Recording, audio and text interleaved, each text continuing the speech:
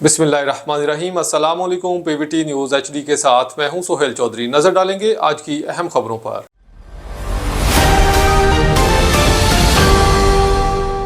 पसरूर से खबर शामिल करते हैं। ब्यूरो चीफ की रिपोर्ट के मुताबिक मुआरखा 23 नवंबर 2025 को बल्दिया पसरूर की जानिब से इन्फोर्समेंट इंस्पेक्टर मिर्ज़ा एहसान की ज़ेर निगरानी हुकूमती अहकामात पर सख्ती से अमल दरामद कराते हुए मोहल्ला ताजपुरा में वाक़ शफीक गुज्जर, मुस्तफ़ा गुज्जर, आसिफ गुज्जर और नईम की हवेलियों को सरबमर कर दिया गया।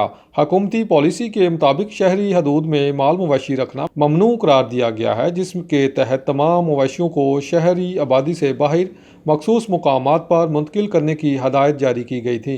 बल्दिया हकाम के मुताबिक कई बार आगाही और नोटिस जारी किए जाने के बावजूद अमल न होने पर यह कार्रवाई अमल में लाई गई। न्यूज़ स्टूडियो से फिल वक्त इतना ही। मजीद खबरों और अपडेट्स के लिए देखते रहिए पीवीटी न्यूज़ एचडी।